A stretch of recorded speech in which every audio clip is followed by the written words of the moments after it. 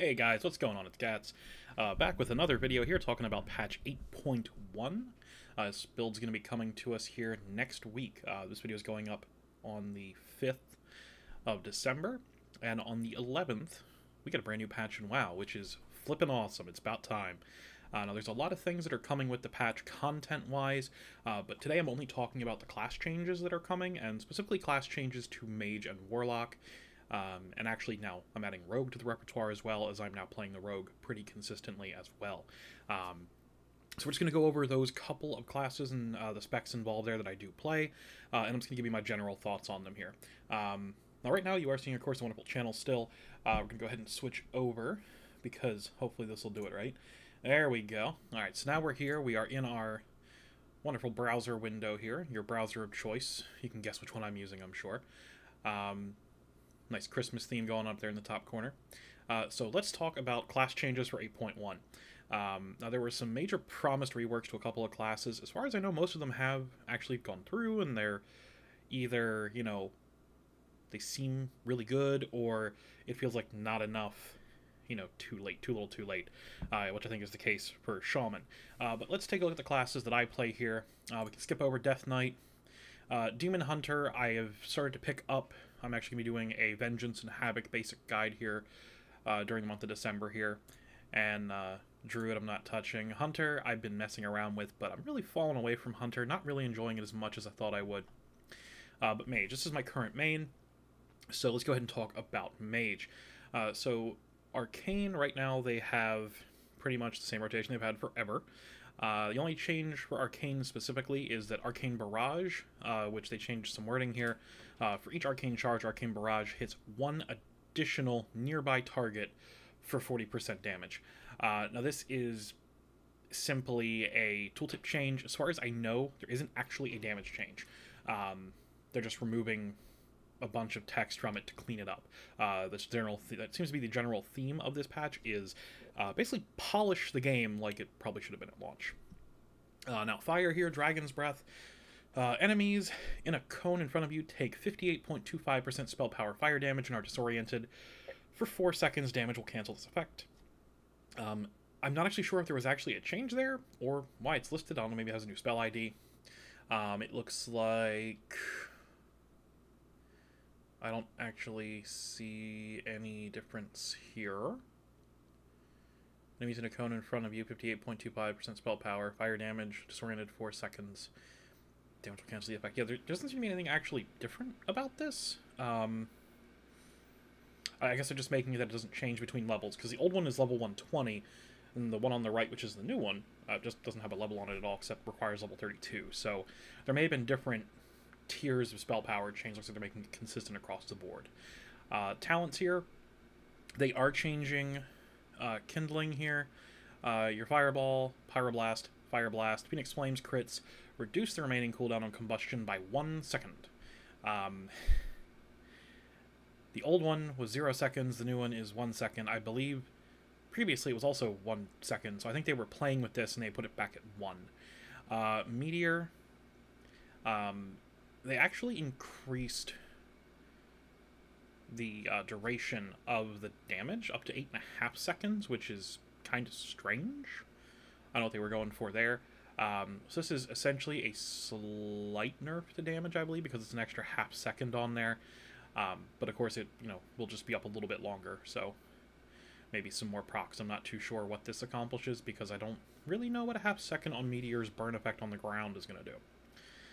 Pyroclasm now has 2 stacks as opposed to 2 charges, because charges would assume that it, of course, is, you know, something that comes back regularly. Stacks is a buff, so buffs stack, you know, abilities have charges.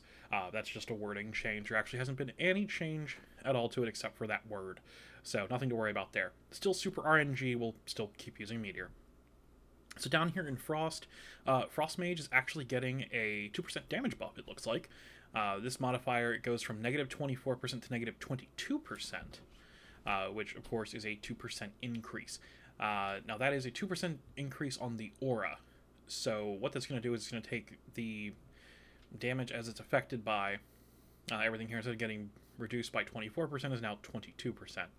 It may actually be more than a 2% change, depending on how things go. It sounds weird because the number's there, but if you take a look there, it can get pretty crazy. And that is, of course, across the entire spectrum of Frost. That is every spell affected by Frost. So even though it can't cast Fireball, it still affects it because technically it's a Mage spell. But only in Frost specialization is that aura changing. Let me close that there. So Blizzard is getting a slight spell power nerf. It's going from 14.3% of spell power down to 12.8%. This is probably just to offset the increased damage that we are getting baseline, which should increase our single target a little bit. But the major change, the major change for Frost is that Blizzard now, rather than giving us a 50% snare for 15 seconds, giving you that full chill duration, is down to 3 seconds. That's 1/5 of what it was.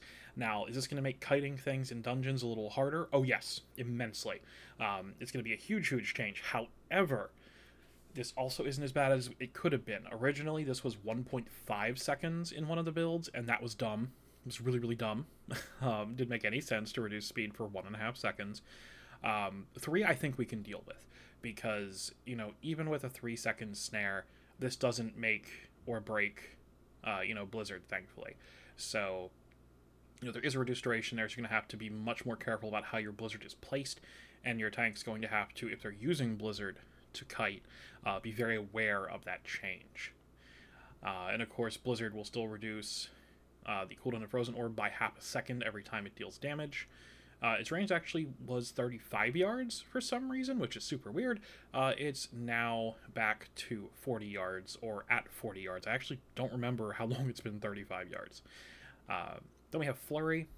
The Flurry change here, as far as I know, the only change here is that it's still 1% base mana, but it appears all they've really done is, again, just change that level 120, like there was a different version of the spell.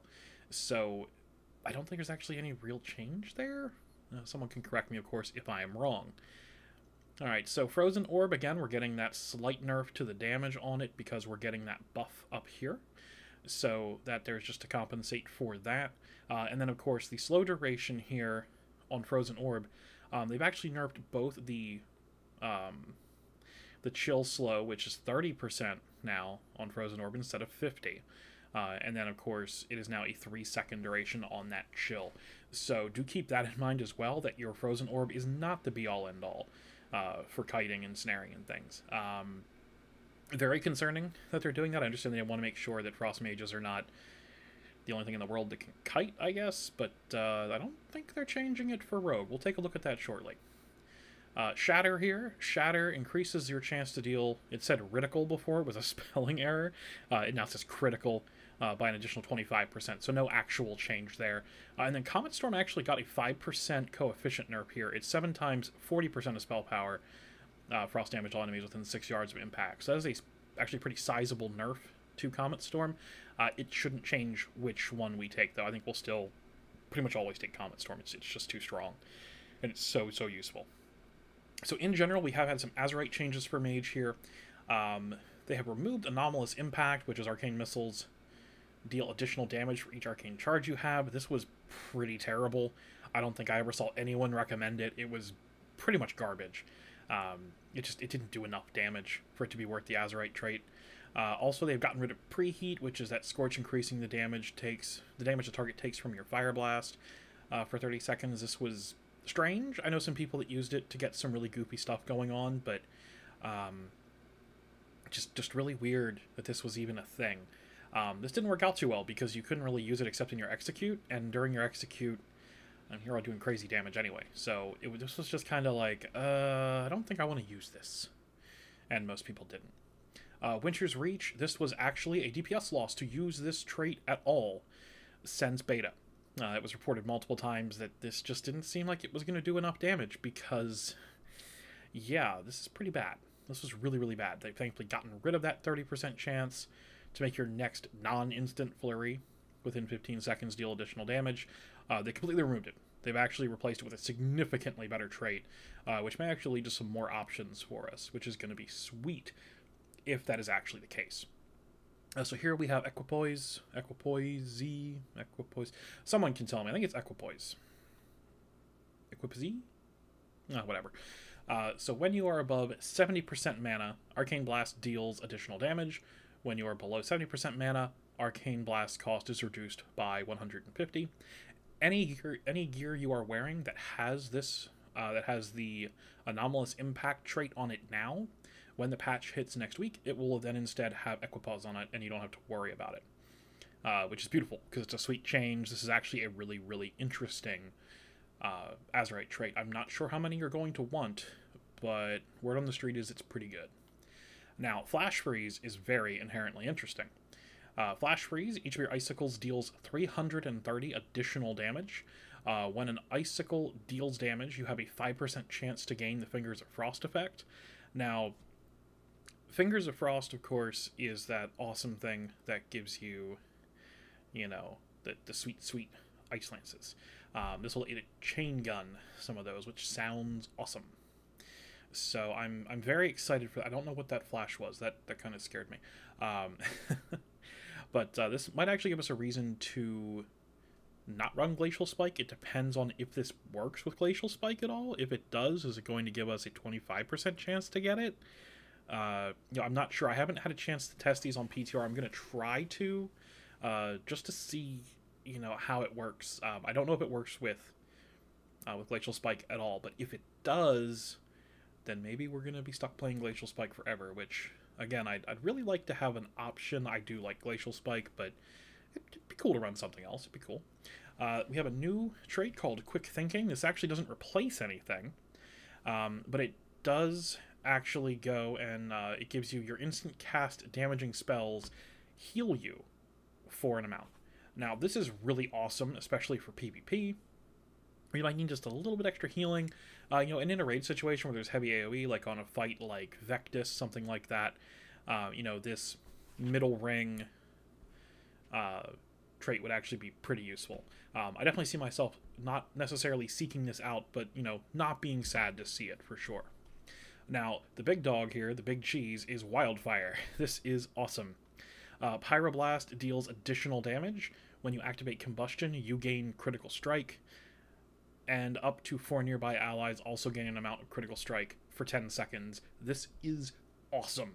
This is so, so awesome. This thing is what we were looking for, you know, in Legion with the Phoenix Flames, whenever you got up into your artifact weapon. Wildfire is exactly the same type of thing, except this is whenever you use Combustion, as opposed to an ability like, you know, Phoenix Flames or Fire Blast or something. So this is great, you know, whenever you're popping Combustion, typically the rest of your group is popping CDs as well. You know, and giving everybody a little bit of extra crit is never a bad thing. This replaces Preheat, and I'm so glad it replaces Preheat, because I have a bunch of gear with Preheat, and I really want Wildfire. So I think Tuesday I actually have a triple setup of Wildfire, which I'm not sure how that's going to scale, but I'm definitely going to check it out. Because if I can play that over Blaster Master, and it's not a huge damage loss, I'm going to do it. Brainstorm, Evocation grants 2 arcane charges, and while channeling Evocation, your intellect is increased by an amount of intellect every 1 second, lasts for 30 seconds. This effect, of course, scales. The intellect amount scales with your level of gear, like the level that piece of gear is that has the trait on it. Brainstorm is still good, and it's even better now with that additional arcane charges. That is so, so sweet. There's a couple of glyphs that changed. We have Smolder, which just had a it was a simple silly typo. This has not changed. Glyph of Evaporation, they swapped it in, and as far as I know, this is just a spell change. I don't know if maybe the glyph disappeared or something or what.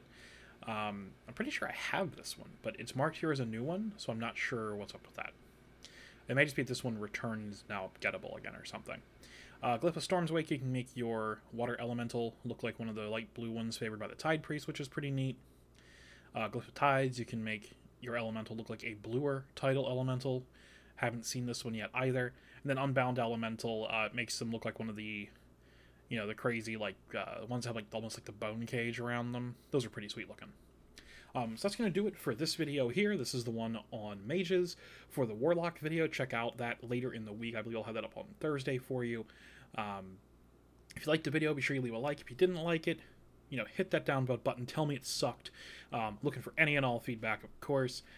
You know, be sure you sub if you haven't.